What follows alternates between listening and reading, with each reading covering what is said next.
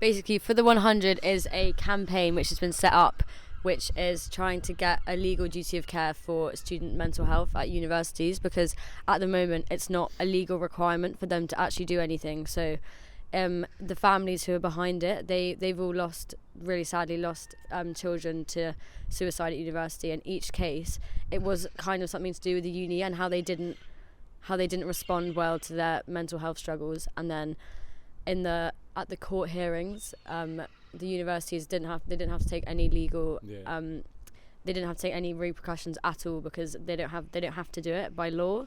So we're trying to change that so that get justice for these families and hopefully prevent any more people from taking their own lives. Mm-hmm, mm-hmm.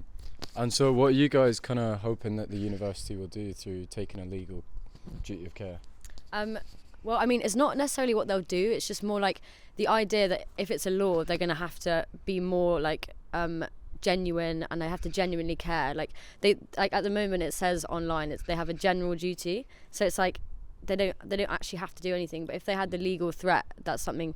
If someone was like say in a bad way, they would legally have to then do whatever they can. They have to do it, rather than now they don't actually have to do it. They say, oh yeah, you can come and see a counsellor, you can do this, but they don't really there's no real drive behind it. So I think if the law was changed and there was actually a legal requirement for them to do that, they probably would try a bit harder. Mm-hmm. Do you think Leeds as a university does enough, or have you had much experience with the mental health support? Do you think it does enough? Or I mean, I was thinking about this question because in the COVID year, for instance, we all started COVID, that was really hard year. I know so many people that were struggling so much that year, and a lot of these cases were to do with that year, because obviously that was hard for everyone. But I think luckily for me, I haven't actually had to interact too much with the mental health services, but I see people around me all the time struggling with things and with work and stuff. And I think another thing that stresses me out is my course is anonymous, so when you're handing in, you're just a number. And I'm what if I was someone who had an issue, or I was especially stressed? They don't know that. They don't know it's me. They just know I'm a number. And I think a lot of it's if they don't know who we all are and what our struggles are, then I think a lot of us end up getting really stressed out. And it's so weird having this anonymous thing, because I often don't feel like there's anyone actually to talk to or around. I just feel I've got my mates around, which is great, but it's the actual uni, I don't see a lot coming from them.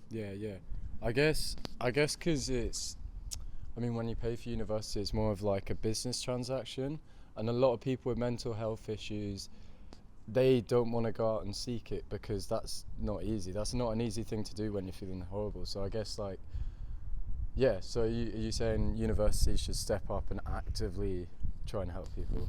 I think they should make it more. They should make the services more aware. They should be and I think they should be sending out encouraging stuff, or I don't know, little things, little messages, just to know hey, we're here if you're struggling, because uni is a weird place, and I don't know, everyone is quite an intense environment, so for anyone. So I think they should be doing all they can. And it's weird because when doing all this research into this stuff, you see that prisons have a legal duty of care for prisoners, and I saw that. And workplaces have it for workers, schools have it, so why not unis too? It doesn't make any sense. And also uni's such a big thing, and this age range is quite everyone, there's a lot of people struggle with their mental health at this age range, so it's this is ridiculous that we don't have this. I guess finally, what are you guys' plans for the campaign? You set up a petition, that's doing great. What are the future plans for it? Well, we kind of want the website and our pages to be a place where people can come and talk to us about their experiences. Have you ever heard of Everyone's Invited? It's the sexual harassment page, and that's a place for people to go and anonymously say this is what happened to me. And I think since we set up the campaign on Instagram, a lot of people have been DMing, being I'm so grateful that you guys have done this, raising awareness for this, because I've struggled with my mental health. So I think it's nice for it to just be a sort of forum for everyone to come to, and hopefully we can make a change. The petition is a bit stressful, because we still need 80,000 signatures in the next month. But I think if that doesn't work, we're going to keep trying and trying and trying. That's just the first step.